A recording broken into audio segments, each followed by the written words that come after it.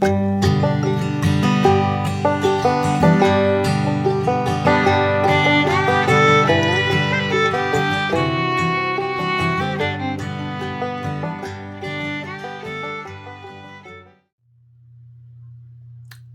not long after I turned 16,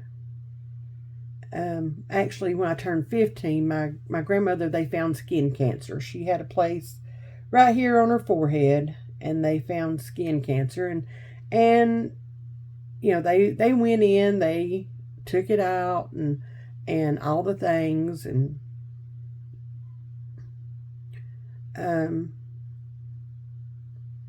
she started going downhill pretty quickly.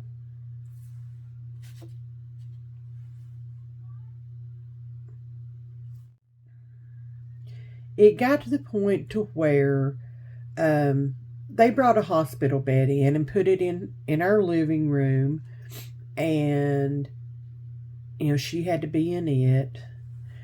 And my grandmother didn't have any teeth. I mean, I never knew my grandmother to have teeth. She wasn't supposed to have any sugar, okay? But somehow or another, she would find a way to have somebody slip her in some candy every now and then. And she would have it in like a baggie or a brown paper bag, and she would shove it under her pillow.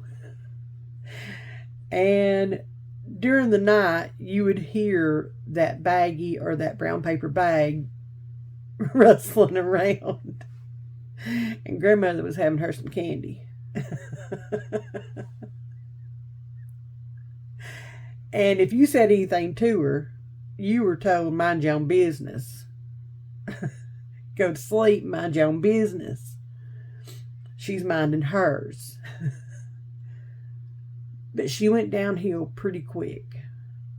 And not long after I turned 16, I'll never forget this night.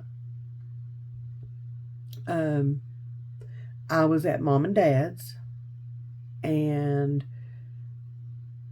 this brand new, the big thing at that point in time was a VCR, and my brother had brought one in, and we were watching movies. We were watching scary movies. It was me, my brother, and my best friend at the time, who would later become my sister-in-law. And my dad busted through the door, and his words were, "Well, she's gone." And I looked at him and I said, "Who?" And he said, "Mama's gone. She died."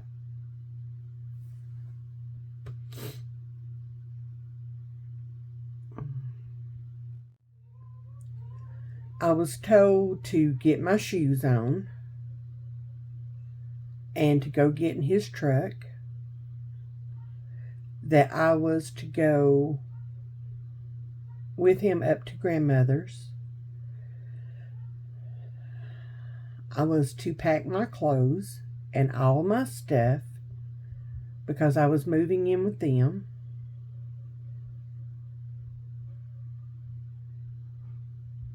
And I had to do it that night.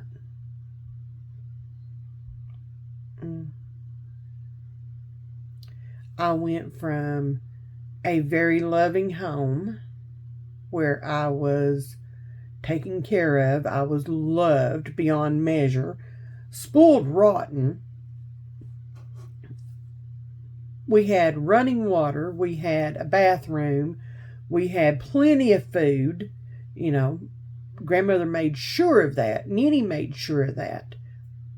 We had plenty. And I went and I had to move into a house that you could feel that I was cared about, but that parent-child relationship wasn't there. No running water, no bathroom. Most of the time there was very little food. Very little food. We had a phone at grandmother's. We had nothing down there at mom and dad's. Absolutely nothing. And all of my security, all of my childhood left me that night. Poof, gone. That was hard. That was very hard. And then over a period of time, mom's health was getting worse and worse and worse. The cancer came back multiple times to the point to where she had colon cancer during that time, to the point to where all they could do was put a colostomy bag in. And my sister and I had to learn how to take care of her with that. At this point, my sister lived about 45 minutes to an hour away, so a lot of it was on me. Mom also developed lung cancer. She had to have half a lung removed, and that was very scary. Very scary. She did radiation. She did a few chemo treatments. She went through hell and back with the cancer that she had. We didn't know it, but she developed breast cancer, and then the cancer went to her brain. Now, not long after I moved in, my mother said something that I didn't understand until later on. But she let it be known that after all of us kids, there were 6 of us, after all of us kids were grown and gone, that she was going to die. She was just going to give up. She wasn't going to do any more treatments. She wasn't going to do any more surgeries. She was done. She wanted to be done with us, and all she wanted to do was be with her boy. So she held that promise. She held that promise. 5 months after I turned 21 years old, my mother was in Chattanooga with one of my brothers and his wife, spending some time with them. And we don't know what happened. She called for me and my sister to come and get her. So we took off. We went and got her. And by the time we got her to the hospital back up here, where her doctors were at, we took her to the emergency room. We were standing outside the door of where they were doing the x-ray, and all these doctors and nurses started converging on the room, and kind of pushing us out of the way, and they were rolling in this big piece of machinery. I didn't know what it was. I had no clue what it was.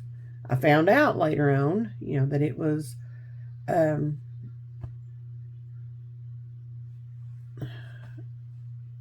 don't even know. I can't even think of the word now. But anyway, my mother died on that table, and they shocked her back,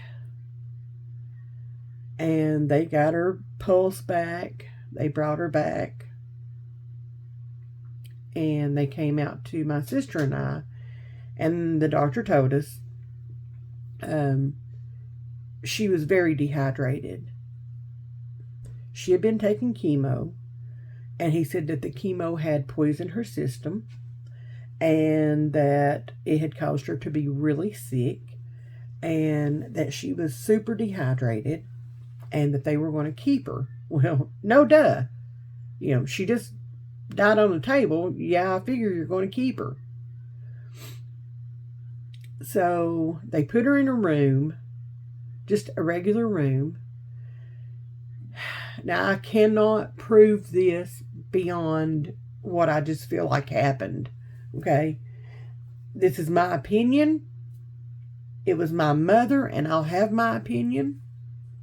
But I think my mother told them not to ever save her again. Why else would they put somebody that just coded on an x-ray table? Why would they put them in a regular room and not ICU? I think my mother told them, don't ever do that again. I'm done. And again, I can't prove that. My sister and I were going to take turns staying with Mom. And she told me to go home, get some rest, and, get my stuff together and come back in a few hours, where she could go get her some rest. She had, I think, 3 kids at that time. So she was going to have to take care of them, get some rest, and then she'd come back and relieve me. I got home. I got everything packed up. I laid down to take a nap. And I got the phone call that told me Mama was gone.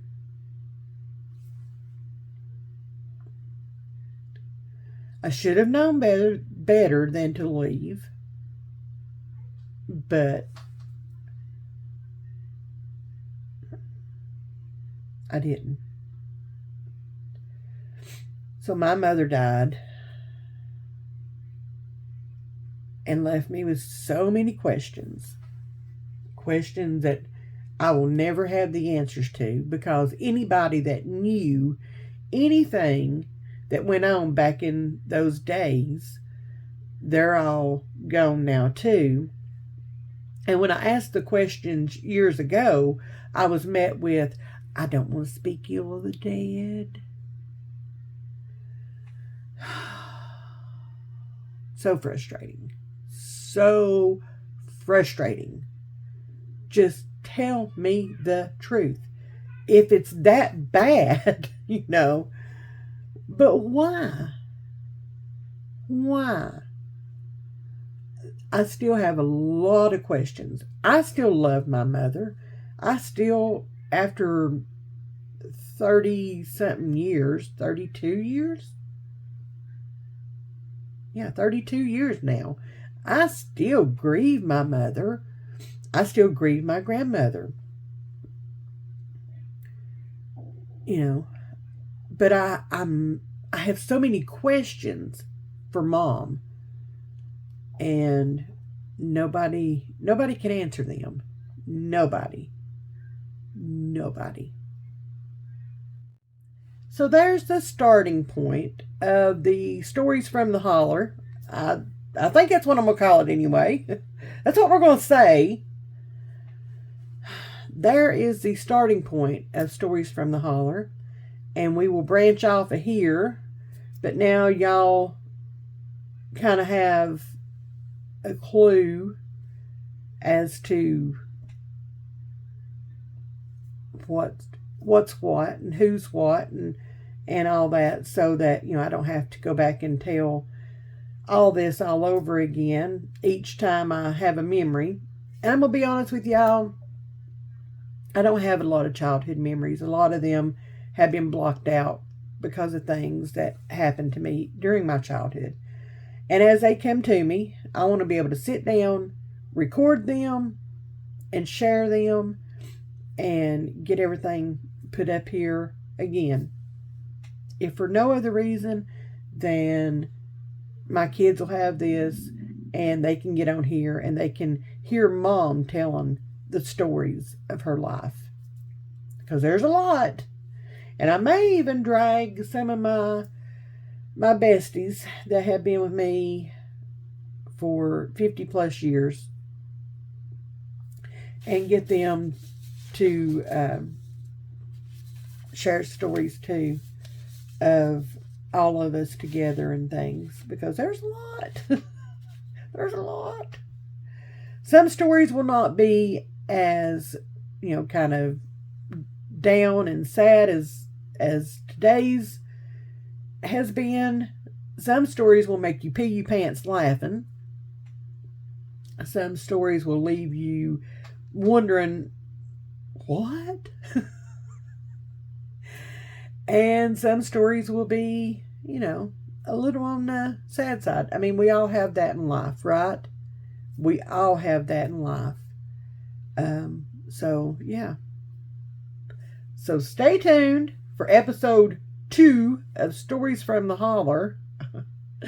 Y'all do not want to miss the next one. I promise you that. We're going to get into some good stuff during this series. But here's the basis of the whole thing. So, much love to everybody. And we'll see you in the next one. Bye, y'all.